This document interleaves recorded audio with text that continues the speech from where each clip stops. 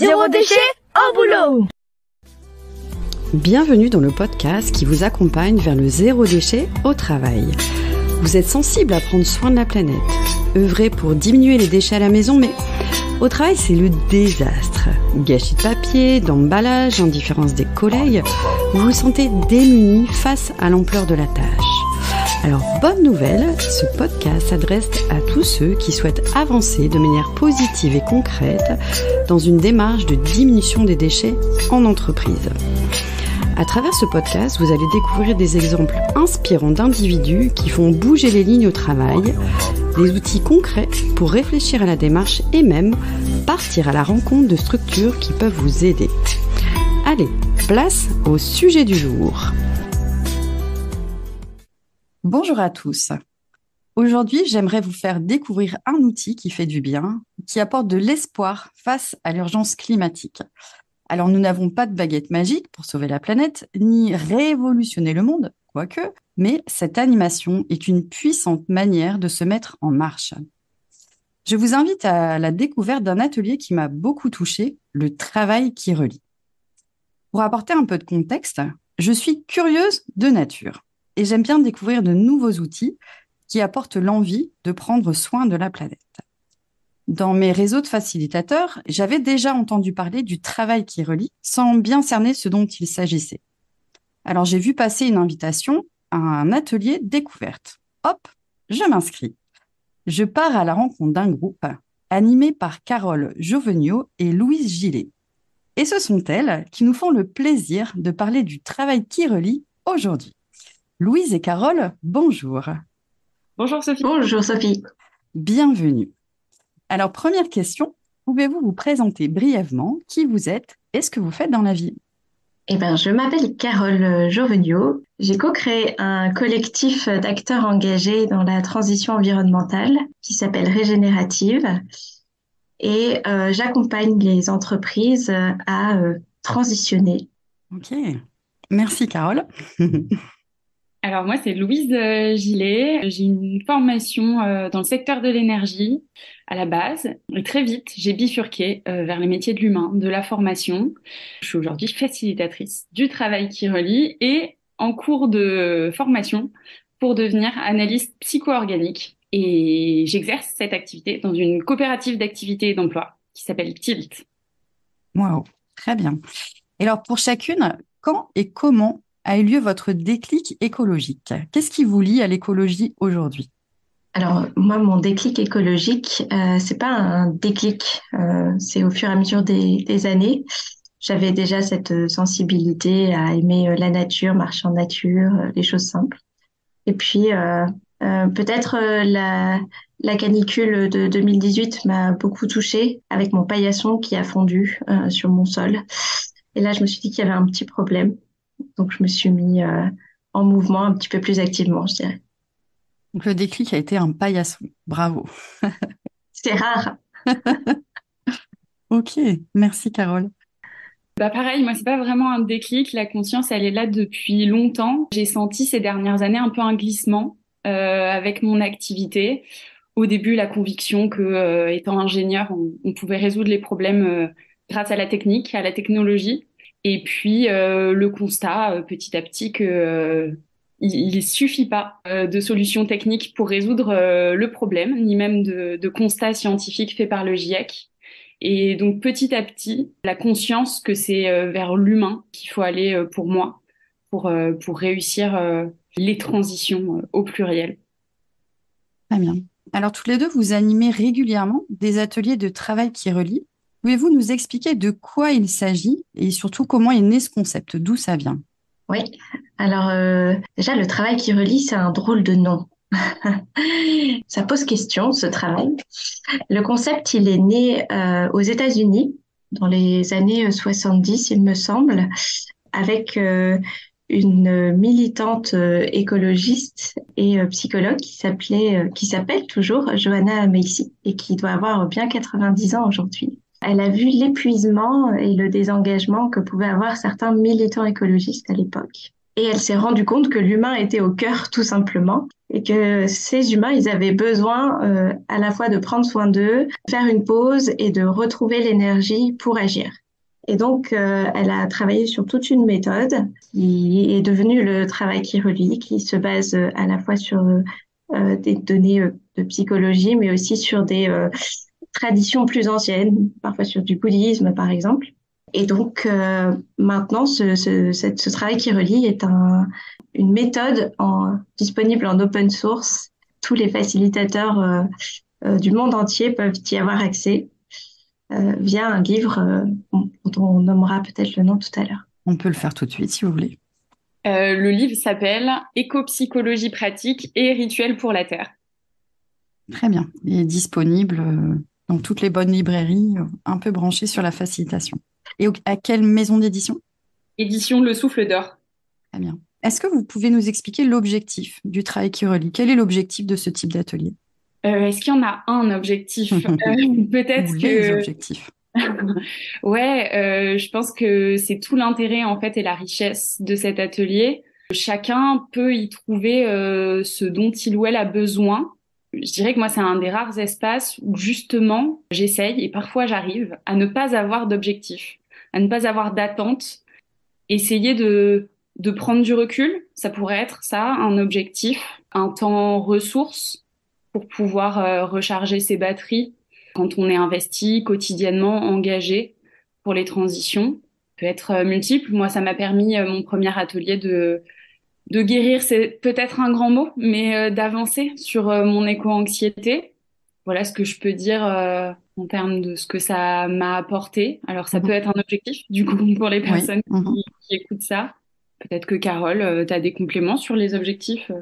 Je dirais aussi que c'est de se mettre en lien avec les gens avec qui on fait l'atelier, qui peuvent être nos collègues de travail, mais qui peuvent être aussi des personnes qu'on connaît moins, qu'on connaît pas du tout. Et se rendre compte qu'on est peut-être plusieurs aussi à vivre la même démarche, parfois le même désengagement ou la même fébrilité.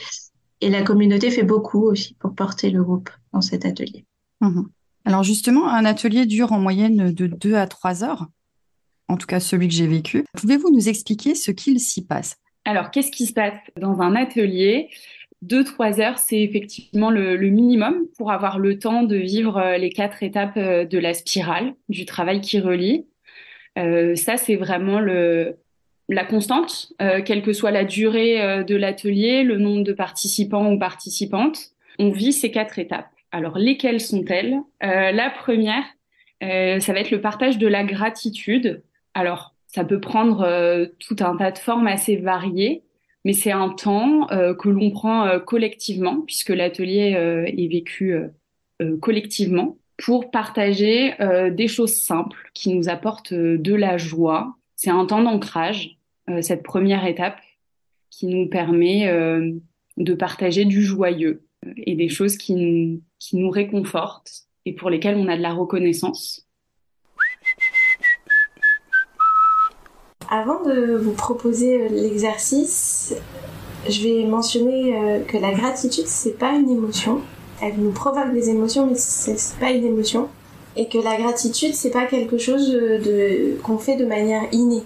C'est un apprentissage d'être dans la gratitude vis-à-vis des autres. Et qu'en même temps, il a été démontré scientifiquement que la gratitude apportait énormément de bienfaits pour l'esprit et pour le corps.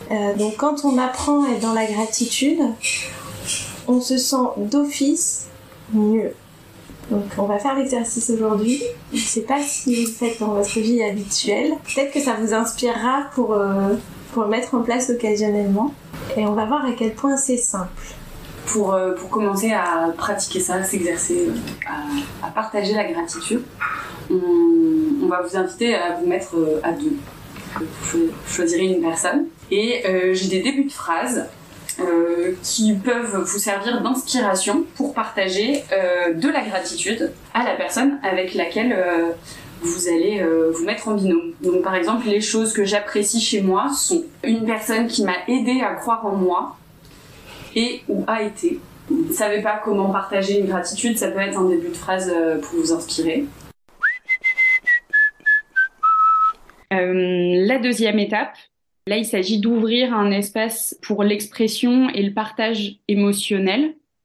Donc, la grande force du travail qui relie, et quel que soit finalement l'outil qu'on utilise pour cette étape-là, on crée vraiment un espace de sécurité qui puisse permettre la libre expression de chacun et chacune sur les émotions inconfortables qu'on peut traverser dans son engagement, notamment.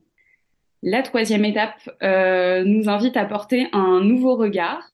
J'en parlais peut-être comme un objectif, une certaine prise de recul, prise de hauteur aussi, sur les actions qu'on mène au quotidien, sur l'engagement qu'on maintient et l'énergie qu'on investit dans notre engagement, dans nos engagements, parfois multiples. Donc pouvoir prendre un petit peu de recul sur ça et, comme l'évoquait Carole aussi, se sentir moins seul. Prendre, grâce à ce recul, à cette hauteur, le temps de regarder à droite, à gauche, nos collègues, des gens qu'on connaît parfois pas, qui sont dans cette même démarche et qui s'impliquent aussi au quotidien.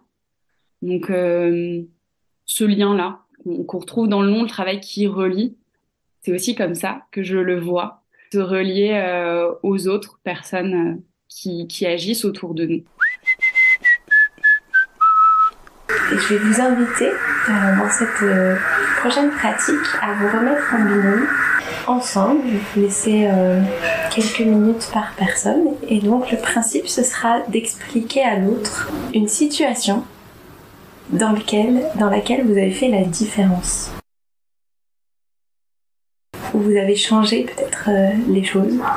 Alors on ne demande pas à ce que vous ayez changé le monde et arrêté une guerre. Ça peut être des toutes petites choses du quotidien et c'est déjà super. Est-ce que toi t'as une situation en tête? Je peux commencer. Vas-y, si tu veux, pour C'était très précis la situation à laquelle j'ai pensé. C'était un des ateliers du travail qui relie que j'ai co-animé avec Carole. Et c'était un vendredi matin. J'étais contente parce que c'était la fin de la semaine et j'avais un chouette projet de week-end.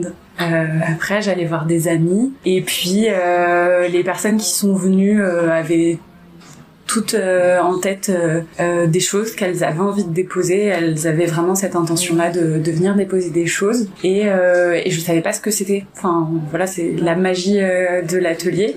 Je me souviens d'une personne en particulier jeune, 15 ans. C'était la première fois qu'il y avait une participante aussi jeune. Et au démarrage du mandala, elle m'a tout de suite demandé si c'était ok de partager autre chose que des émotions en lien avec l'environnement, l'écologie. Et donc évidemment, on a dit que c'était ouvert, qu'il n'y avait pas de restrictions particulières. Et c'était extrêmement puissant de voir cette personne adolescente avec beaucoup de peur, avec des sentiments forts, désagréables, et qui a pu déposer ça. J'étais bluffée. J'ai trouvé ça extrêmement beau et puissant de voir que il y avait un effet de déchargement, quoi, finalement, de souffler un coup, de déposer ça dans un cadre sain et respectueux. Et je pensais pas, quoi. Enfin, je sais pourtant la puissance de l'outil est vraiment de m'émerveiller à chaque fois, de voir la puissance du truc, de me dire, même en pas longtemps, comme ça, des gens qui se connaissent pas, se font confiance. J'ai trouvé ça fou, moi ça m'a beaucoup émue, j'en ai pleuré. D'entendre ces échos-là, de me projeter aussi, de me dire, voilà, à son âge, j'en étais pas là. J'étais pas capable de mettre des mots sur mes émotions et ça m'a rassurée, j'ai trouvé ça bouleversant. Et en même temps, c'était un peu un espoir pour moi de me dire que elle a déjà des outils pour mettre des mots sur ses émotions et voilà. À la première personne de clôturer. Merci. De rien. Bravo. Merci de m'avoir écouté revivre ce moment chouette. Alors moi, ce qui me vient, en fait, c'est plein de petites choses que j'ai vécues autour de ma carrière. Je fais de l'animation, je fais de la formation, j'écris des livres, le podcast. Et Un petit peu ce qu'on se disait tout à l'heure, c'est l'idée de semer des graines et après il va se passer des choses ou pas. Et finalement, je remarque que parfois j'ai des retours, mais longtemps après, de ce que ça a pu générer. Alors un exemple qui me vient là tout de suite, j'ai une copine qui s'appelle Anne Mourgue et qui a écrit un film sur le zéro déchet, les familles zéro déchet. Et j'avais suivi un peu tout son parcours de création de son film. Et quand son docu est sorti, il y a eu plusieurs familles qui ont témoigné que finalement les ateliers qu'ils avaient fait, alors je pense à une femme qui avait dit j'étais à un atelier, pris conscience de comment on pouvait faire pour lire les étiquettes des produits cosmétiques et là j'ai jeté les 3/4 de ma salle de bain, des objets de ma salle de bain parce qu'il y avait vraiment plein de trucs qui étaient plus en cohérence avec ce que j'avais appris et j'ai complètement changé ma façon de consommer et je me suis dit mais c'est parce qu'elle a suivi mon atelier parce que c'est ce que je témoignais dans mon atelier. Une autre qui est une dame qui est au RSA, assez isolée, qui vivait et grâce aux familles zéro déchet, elle s'est ouverte au monde et en fait je l'ai vue et je savais pas qu'elle le faisait. Je l'ai vue en train d'animer un atelier et ce qu'elle animait c'est ce que je lui avais transmis et je dis waouh. Et ça je savais pas que elle faisait des animations d'atelier avec les recettes qu'on avait vues ensemble et c'est vrai que c'était une femme en atelier, était hyper introvertie et là de voir que cette femme introvertie toute calme au fond de la salle, finalement c'est elle qui derrière animait les ateliers et je dis waouh c'est trop bien quoi. Et c'est vrai que moi j'ai plutôt une vision de j'ai envie que ça se propage en fait tout ce que je raconte, que moi ou d'autres peu importe, mais qu'on peut accompagner des gens à changer leur façon de consommer. Je pars du principe que je sème et puis peut-être qu'il y aura des choses qui vont venir de manière détournée ou pas. J'ai croisé cette année l'année dernière 2 personnes qui m'ont fait le même témoignage qui est waouh. 2 savonnières, donc 2 femmes qui ont créé une savonnerie et parce que j'avais été la graine du début. Et ça c'est donc une que je connaissais ni d'Ève ni d'Adam. Sophia Naturel, trop bien. J'ai lu votre blog et grâce au blog j'ai repéré qu'il y avait une formation sur la savonnerie, donc j'avais fait une formation sur la savonnerie et j'ai témoigné de ma formation sur le blog et elle dit c'est ça qui m'a fait entrer dans ce cursus de formation et donc j'ai suivi les formations, j'ai adoré l'apprentissage du savon et aujourd'hui je suis devenue savonnière en fait grâce à vous, tu vois. Donc il y a des trucs que je fais avec beaucoup d'envie, de générosité et d'envie de semer des graines et ça m'appartient plus quoi et quand je vois parfois ce qui peut se passer au retour c'est chouette quoi. Donc voilà, c'est un arbre qui a poussé là. Je sais pas. Mais c'est chouette d'avoir ces retours. Et la dernière étape, pas des moindres, aller de l'avant. Donc là, on priorise, on essaye, grâce à la prise de recul permise par la 3e étape, de réinvestir l'énergie retrouvée au service d'un projet d'entreprise, de collectivité ou alors un projet pour soi. Donc voilà cette dernière étape qui s'appelle aller de l'avant. Est-ce que vous avez en tête des témoignages de participants lors d'ateliers qui vous ont particulièrement marqué? Ce serait presque réducteur. Moi, je suis toujours assez bluffée de voir des personnes vraiment arriver et poser qu'elles sont pas forcément à l'aise avec l'expression des émotions. Et parfois, ces mêmes personnes pouvoir s'exprimer tant et lâcher des choses. Elles ont parfois pas conscience de cette richesse émotionnelle. Et donc, pouvoir le poser sans forcément en avoir conscience. Moi, ça m'émerveille toujours. Et puis, la puissance des partages collectifs aussi, la résonance entre personnes qui parfois se connaissent, parfois ne se connaissent pas du tout. Les échos qu'on peut entendre entre ce que chacun et chacune pose comme expérience, comme émotion.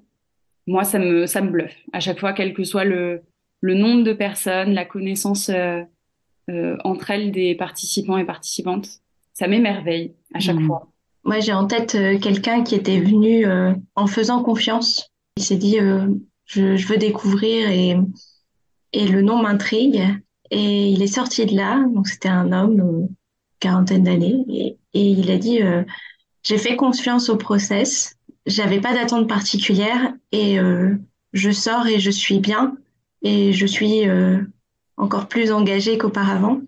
Finalement, c'est un cadeau que de faire en sorte que les gens se sentent bien ou mieux et qu'ils se sentent de nouveau ou encore plus engagés.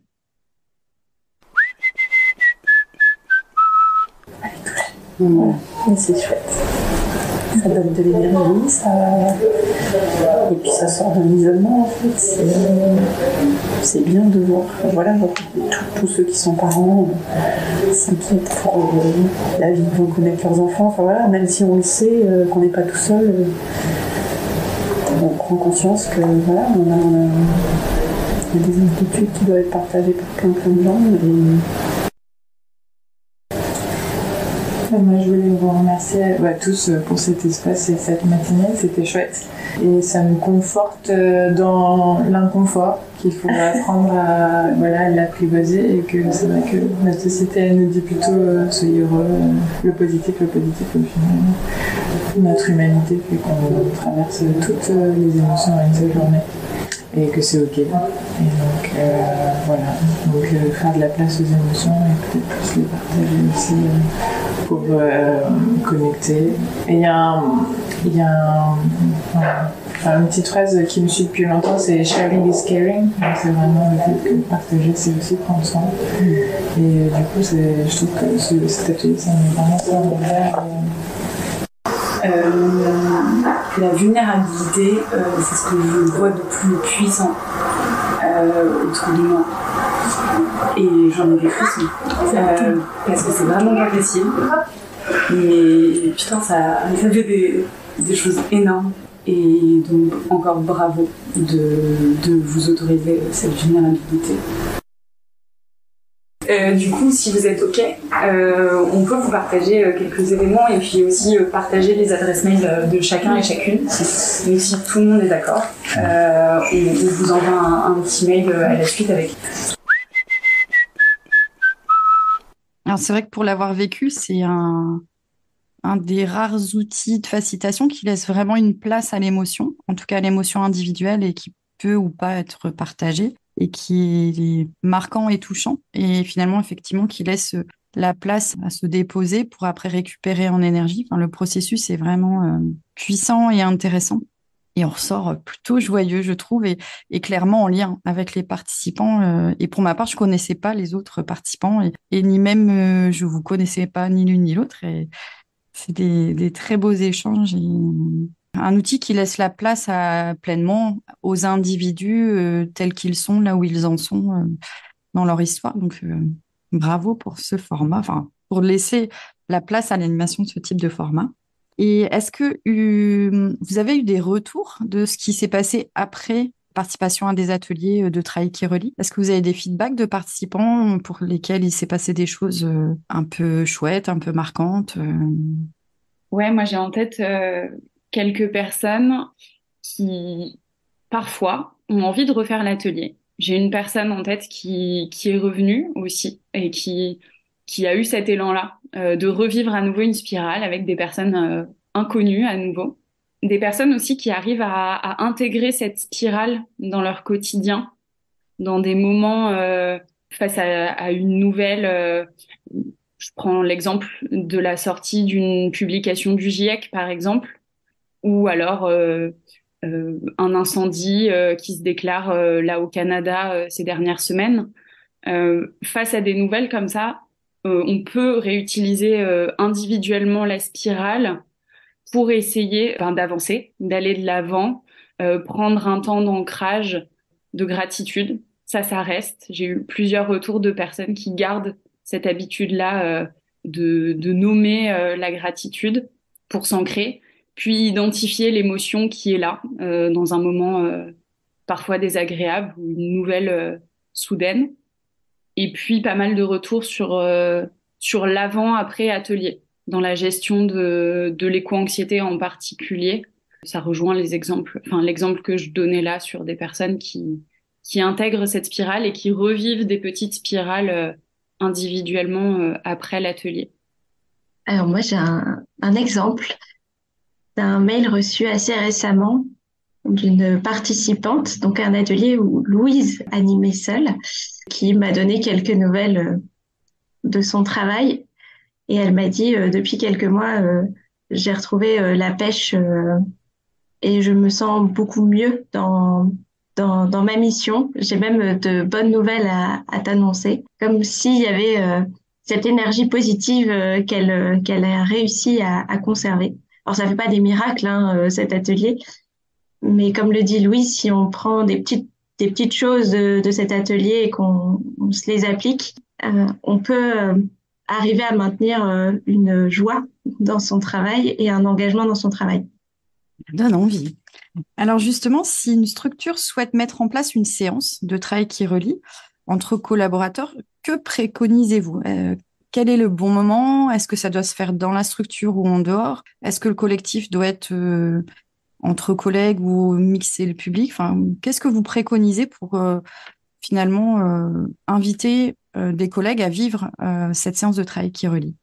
Alors, c'est assez ouvert. Moi, je partirais quand même sur un impératif qui est le volontariat des personnes qui participent à l'atelier. Ça, pour moi, c'est inévitable. Et alors, pour citer quelques exemples, l'atelier du travail qui relie peut servir comme un espace ressource pour une équipe qui fonctionne déjà ensemble.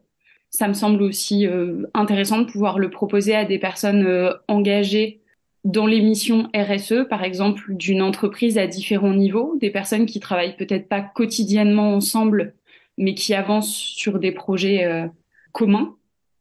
Autre exemple, peut-être comme complément à une formation à l'animation de la fresque du climat pour des personnes volontaires qui, dans une entreprise, auraient envie de s'impliquer et de contribuer au développement d'un outil comme la fresque du climat, ou peut-être dans une démarche de labellisation, je pense au label B Corp, mais il y en a plein qui peuvent permettre d'avancer justement sur des questions de responsabilité sociétale de l'entreprise. Je pense aussi à l'exemple d'un séminaire. Ça me semble opportun de pouvoir le proposer dans ces contextes-là. Concernant le lieu, tu demandais plutôt dans l'entreprise ou à l'extérieur. Je pense que c'est idéal dans un endroit assez vert, j'allais dire. C'est possible dans la structure d'entreprise, mais pour rejoindre ce qu'on disait sur l'étape 3, prise de recul, le temps qu'on décide de prendre collectivement, ça me semble assez approprié de pouvoir le faire hors de l'entreprise. Okay. Carole, quelque chose à rajouter? C'est bon pour vous? Je dirais que la Louise a parlé de ce qui peut être fait dans une même entreprise, donc dans une unique entreprise. On peut imaginer aussi des collaborateurs entre entreprises, des entreprises partenaires ou des entreprises d'une même, je vais dire cousine peut-être, par exemple, ou juste même des entreprises qu'on connaît pas, mais les ateliers inter-entreprises, ça existe et ça marche également très très bien. Est-ce que vous avez justement des exemples de structures professionnelles qui vous ont sollicité et qui ont mis en place des actions suite à la participation à l'atelier du travail qui relie? Oui. Alors, je parlais dans ma présentation de la coopérative d'activité et d'emploi au sein de laquelle j'exerce mon activité. On a fait j'ai facilité un atelier pour la structure et il y a des problématiques qui ont émergé. C'était aussi un espace ouvert pour que chacun et chacune puisse déposer toutes les difficultés qu'on peut rencontrer en tant qu'entrepreneur engagé, puisque là, c'est la coopérative de transition écologique des Hauts-de-France. Donc, mes collègues sont des personnes entrepreneurs qui s'investissent sur les sujets qu'on évoque. Et à l'issue de cet atelier, ce premier atelier Travail qui relie, il y a eu une demande émergente d'apporter une attention particulière à la question du soin humain auprès des entrepreneurs. Et donc, dans une logique de gouvernance partagée, on a créé un cercle soins qui porte, ces questions de transition intérieure. Comment est-ce que soit on vit au milieu de toutes ces transformations collectives en tant qu'entrepreneur, en tant qu'humain, humaine, avec 2 bras, 2 jambes et un cerveau. Voilà, comment est-ce qu'on fait ça? Et donc, ça se structure autour de ce cercle-là, ce groupe de travail sur la question du soin. Donc, il y a aussi d'autres sujets, comme par exemple traiter la question de l'épuisement des entrepreneurs et aussi la gestion des relations humaines qu'elle soit apaisée ou conflictuelle. C'est toujours intéressant, on pense en tout cas dans la coopérative, d'y apporter un soin particulier. Très bien.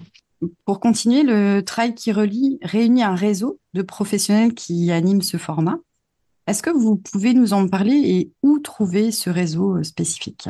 Alors, depuis 2022, un réseau de professionnels s'est réuni autour d'un collectif qui se nomme Collectif Travail qui relie Hauts-de-France. On a fait simple, Très bien. que ce soit clair pour les personnes. Et donc, au sein de ce collectif, on trouve différents profils, tous facilitateurs, avec leur résonance et leur petite touch. On a quelqu'un qui est spécialisé dans la méditation, qui est également coach. On a Louise qui s'est présentée. On a d'autres personnes avec leur couleur. Et on a un site internet où on peut nous retrouver. Je pense que tu donneras le lien tout à l'heure. Ou on peut le faire tout de suite. Alors, www.travailquirelie-6hdf.fr. Et donc, Carole, ce collectif se réunit sous un site internet, c'est bien ça? Oui. Alors, le collectif, vous pouvez retrouver les informations du collectif sur le site www.travailquirelie-6hdf.fr. Et que fait ce collectif plus particulièrement? J'imagine, vous mettez en ligne des dates d'ateliers, des formations. Qu'est-ce qu'on peut y retrouver sur ce site internet?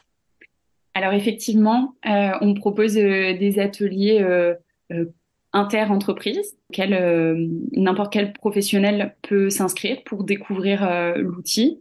Et puis on propose divers formats d'ateliers qui peuvent permettre de s'adapter à la demande des entreprises ou des collectivités plus largement. Dès lors qu'il y a une volonté de créer cet espace-là au sein d'une structure ou entre structures, on peut adapter le temps, le nombre de personnes qui participent, les outils qu'on met à disposition pour chacune des étapes, toujours très inspiré des outils de l'intelligence collective. Et puis voilà, en fonction de la demande, on peut vraiment se mettre au service d'un projet en particulier. On peut intervenir de façon assez ponctuelle ou alors avec plus de régularité si une structure aurait envie de mettre cet espace ressources à disposition de ses collaborateurs et collaboratrices. Ça peut être fait de façon plus régulière aussi. Donc, je mettrai le lien du site internet dans le descriptif du podcast. Est-ce que vous avez une actualité à nous partager? Donc effectivement, le 28 juin prochain, on propose un atelier au sommet virtuel du climat qui se tiendra en ligne à partir du 19 juin. Mmh. Donc voilà, ce sera l'occasion d'assister à tout un tas de conférences et d'ateliers au service des transitions pour un public professionnel, donc entreprises, collectivités, territoires. Et donc ça, c'est l'actu prochaine. Et comment peut-on s'inscrire à ce sommet en ligne? Alors, sur le site du sommet virtuel du climat, vous pouvez facilement découvrir les thématiques des conférences, des ateliers, puis vous inscrire pour pouvoir y participer et puis pouvoir visiter aussi le salon avec tous les exposants qui seront présents au sommet virtuel. D'accord. Donc des exposants en ligne. Exactement. Waouh. Très bien. Bah, je mettrai aussi l'adresse du lien pour s'inscrire au sommet virtuel du climat. En tout cas, merci mesdames. Pour ma part, j'ai beaucoup apprécié cet atelier de travail qui relie. Plein d'authenticité, de joie, de douceur, mais aussi d'émotion. Vivre des formats de travail qui relie est un cadeau. Bravo d'offrir cette possibilité au monde. Et merci Louise Gillet et Carole Joveniaux pour votre participation aujourd'hui à cet épisode de podcast. Merci à toi, Sophie. Avec grand plaisir. Merci, Sophie. Eh bien, merci à vous et je vous souhaite de développer largement dans le Nord et pourquoi pas en France ce format précieux pour les humains et pour la planète. Je vous souhaite une excellente journée. Bonne journée. Au revoir. Merci, au plaisir. Merci pour votre écoute. Retrouvez un nouvel épisode chaque mardi dès 7h du matin. Et si vous voulez suivre les publications du podcast Zéro déchet au boulot, inscrivez-vous à la newsletter et vous recevrez dans votre boîte mail l'accès à chaque nouvel épisode. Vous retrouverez le lien dans le descriptif. Je suis Sophie Free. Dans la vie, je travaille pour sensibiliser au développement durable et je parle notamment du zéro déchet. Pour cela, je propose des ateliers, des conférences, des formations professionnalisantes, un blog, Sophie au naturel, et je suis aussi auteure de livres sur le sujet. Retrouvez toutes mes informations sur le site sophie-o-naturel.fr. Au plaisir!